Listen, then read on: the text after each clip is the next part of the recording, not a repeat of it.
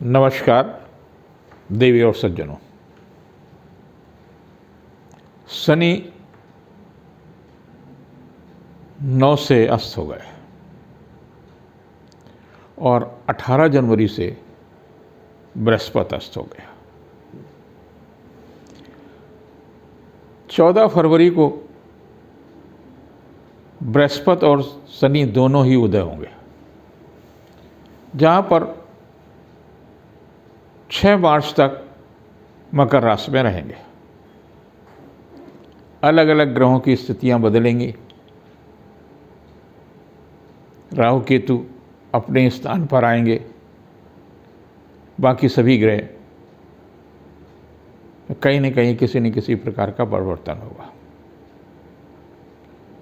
जब कोई ग्रह वक्री होता है तो और अधिक प्रभावशाली होता है। जब अस्त होता है तो उसका भी प्रभाव बढ़ता है।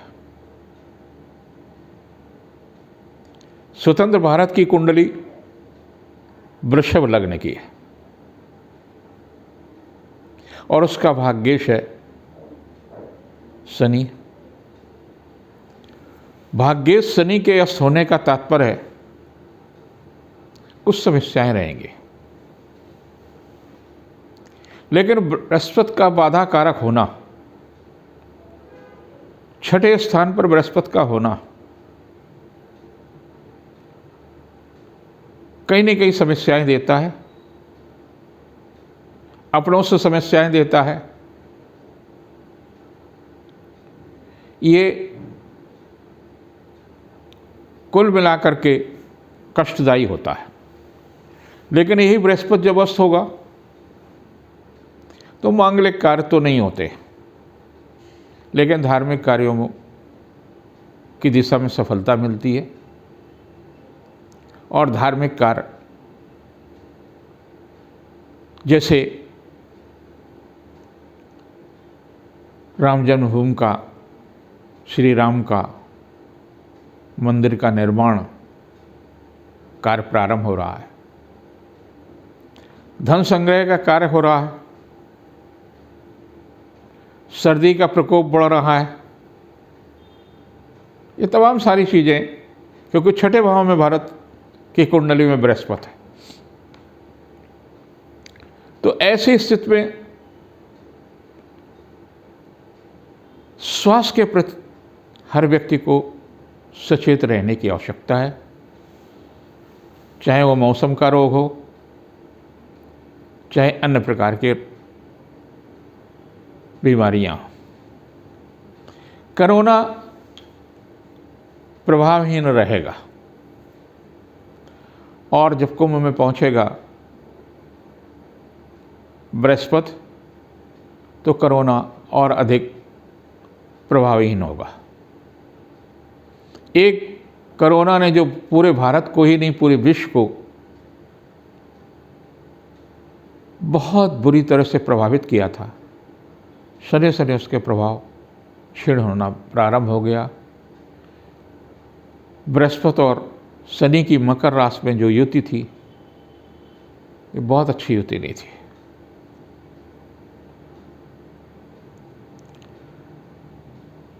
कहीं न कहीं आम व्यक्ति इससे प्रभावित हुआ और शिक्षा विभाग, मीडिया विशेष रूप से प्रभावित हुआ। धार्मिक कार्यों से जुड़े हुए व्यक्ति भी प्रभावित हुए।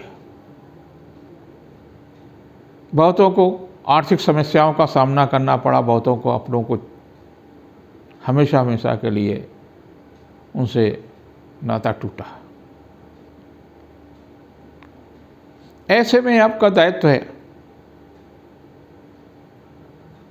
कि आप धार्मिक आयोजन भले धूमधाम से न करें, और नहीं करना चाहिए, क्योंकि कोरोना का भय है, अभी पूरी तरह से समाप्त नहीं हुआ। लेकिन आप अपने घर में तो साधना कर ही सकते हैं। ये साधना कहीं न कहीं आपके लिए लाभदायी होगी।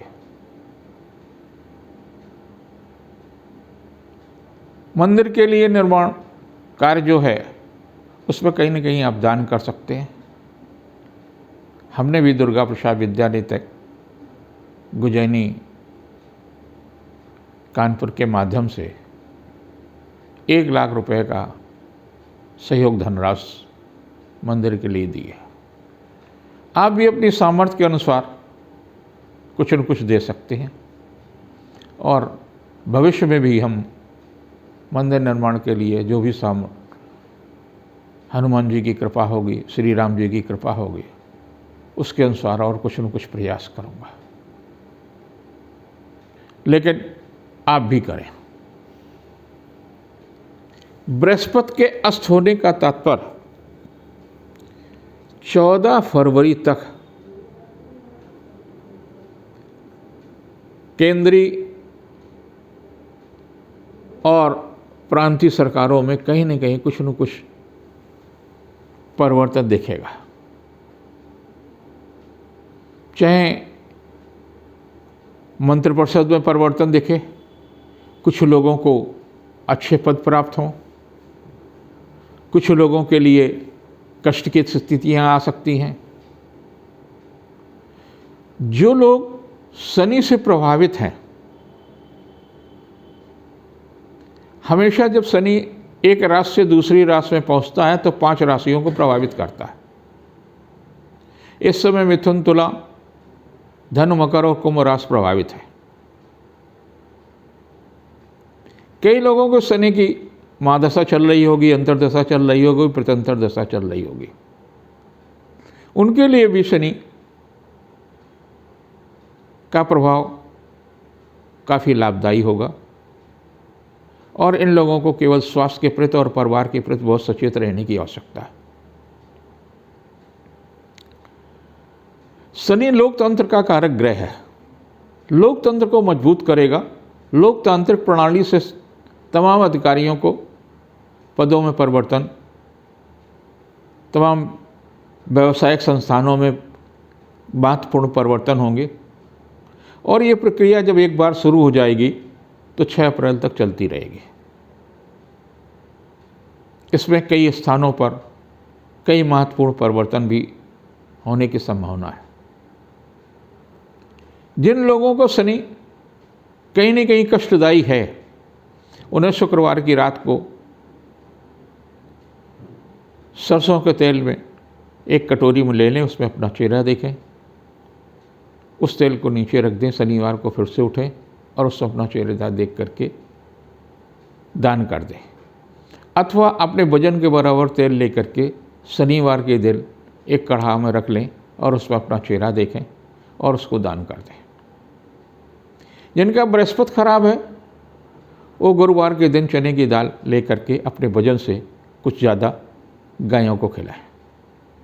ऐसा अगर आप करते हैं तो ये गुरु और शनि का जो अस्त है, इसका प्रभाव आपके लिए लाभदायी होगा।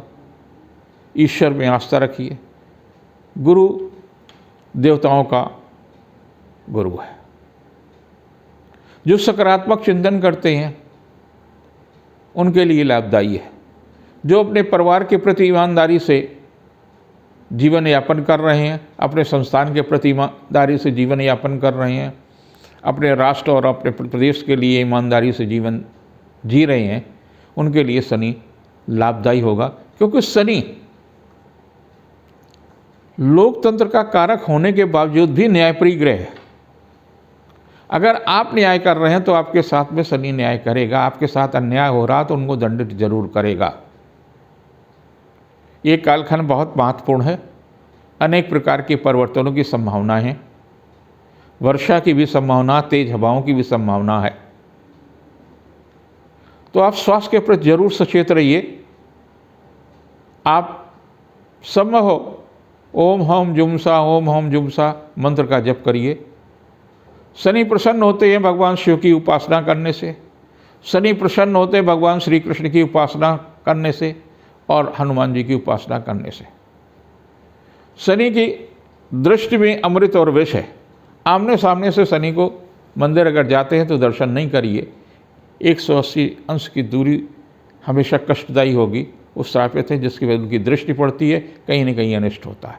आप 45 अंश की दूरी से एंगल बना करके अगर उनका दर्शन करते हैं, उनको प्रणाम करते हैं, तो निश्चित रूप से शनि और उनको अर्पित कर दीजिए कि प्रभु जो कुछ भी मुझसे गलती हुई है वो मैं अर्पित कर रहा हूँ। हनुमान जी जीवित देवता हैं, उनकी आराधना, और इस बीच में नियमित रूप से भले ही आप एक हनुमान चालीसा दान करें, लेकिन ज़रूर दान करें। जो पढ़ने वाला विद्यार्थी है उसको दे सकते हैं, जिनकी धर्म में रुचि है उनको दे सकते हैं, जिनकी हनुमान जी में आस्था उनको दे सकते हैं, कहीं मंदिर में जा कर के भी दान कर सकते हैं। तो ये सब कुछ करने से आपके लिए कालखंड अच्छा होगा। गुरु और शनि 14 फरवरी से उदय होंगे। तब तक आप अपने स्वास्थ्य का ध्यान रखने, अपने परिवार का और अपनों का ध्यान रखने।